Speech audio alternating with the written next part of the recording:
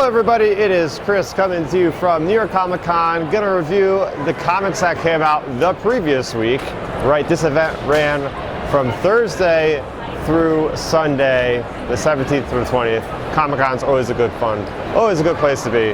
And we're gonna get into two comics that came out the previous week. Actually, Saber for Hire came out the week before, but I didn't get it in at the shop, but I did find it here at Comic Con.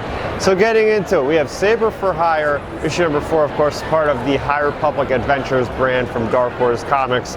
This one, of course, is written by Kevin Scott with artwork by Rachel Stott, and this one is called Chapter 4, How We Win. So this is basically picking up right where we left off.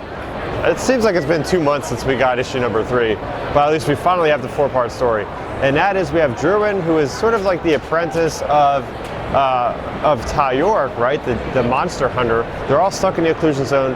Druin had found out that the Senator, Chancellor Soh's son, has been stuck behind enemy lines and needs help. So Druin is trying to be the savior, trying to grow in this role of becoming independent and showing Ty that he is capable as an apprentice. So he goes and storms off, saves him, gets in trouble, and that's where we left off.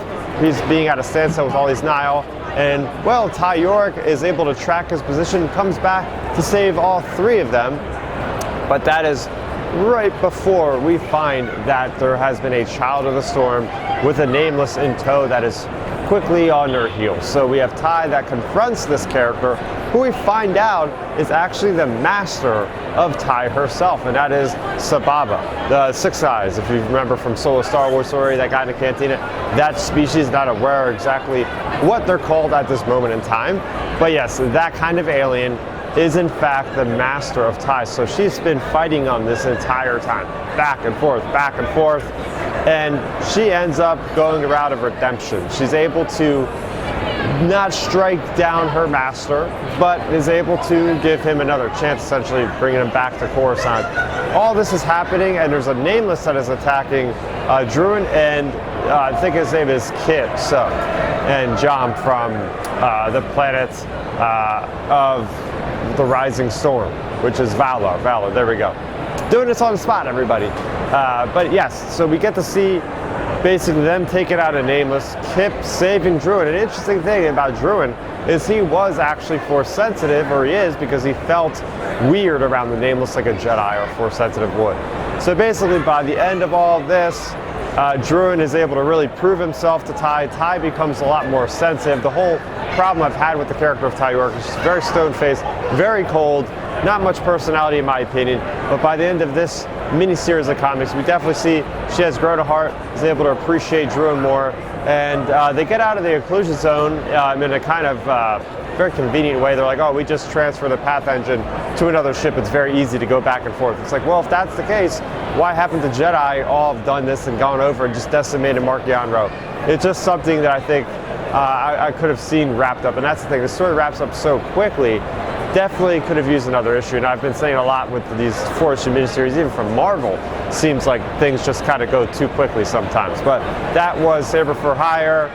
Just like the other Monster Temple Peak, not the biggest fan of these ones, and it comes down to Ty York and the characters around.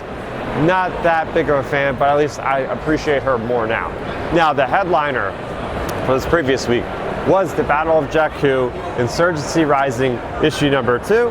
This one is called Stratagems and Surprises, and it's written by none other than Alex Segura and Leonard Kirk. And oh my gosh, guys, I really enjoyed this, right? We were after the events of Return of the Jedi. We opened up with the Acolytes of Beyond, Yupi Tasha, the Obscura Woman, talking about a Jedi that's going to find the compass on Pilio, which we know is Luke, which we know is in the Battlefront 2 campaign.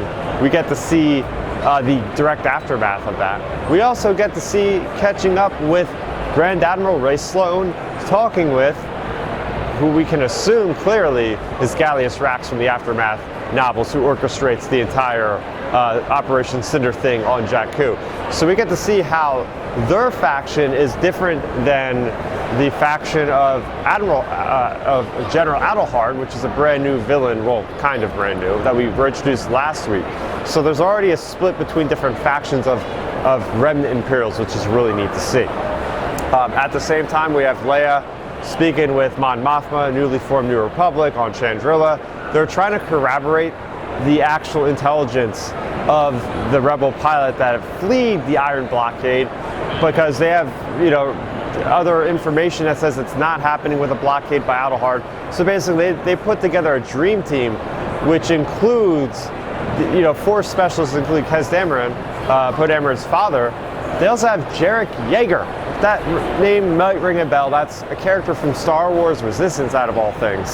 So absolutely love how we're getting a Resistance character. He's the pilot for this team that's going to go scout out what's happening. And where their story ends is they get trapped by Zeva Bliss, character that is the mother of Zori Bliss we see in Rise of Skywalker. It's a character that Alex also introduced us to in the Poe Dameron novel Freefall. So it's really cool seeing how they're trying to make plans with Bib Fortuna, power grabs, right? Because the Empire's destabilized. If they kind of get this alliance with Bib Fortuna, the Hutts, with Zeva Bliss, with Adelhard, the prime opportunity to really make a big money in this crazy time of the galaxy.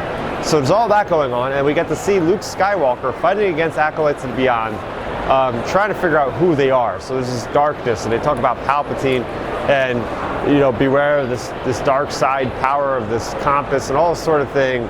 So overall, great job pulling in all these different aspects of the post-Return of the Jedi stories that we've been getting over the years, whether it be Battlefront 2, whether it be Aftermath, whether it be, we get to even see the Sentinel, I think they're called, or whatever. It's the droid giving the information for Operation Cinderella. It looks like the visage of Palpatine. So you're going to see all that cool stuff going on in this story. A not to be missed story for sure. This feels like a direct sequel to Return of the Jedi in the best way possible, seeing all of our original cast. I haven't seen Han in this one a whole lot, but hey, I'm sure we're going to get him eventually. But yeah, that's going to do it for me here at New York Comic Con with my reviews for this week. For more on Comic Con, well, I'm going to have videos on the channel all about Comic Con, so make sure you go ahead and check that out. At least one video, right? So there you go. That's everything for me, Star Raptor Chris AK, here from New York Comic Con. Thanks for watching, and may the Force be with you always. Thanks for checking out the video. Please hit that thumbs up symbol. It helps me know that I'm making content that you guys enjoy. And if you enjoyed this video, I also include 2 videos down below you guys should check out. And please consider subscribing to this channel. It helps support me, and it notifies you guys of when I get new videos up on the channel. You can also contact me on Twitter, Facebook, and Instagram at Star Raptor.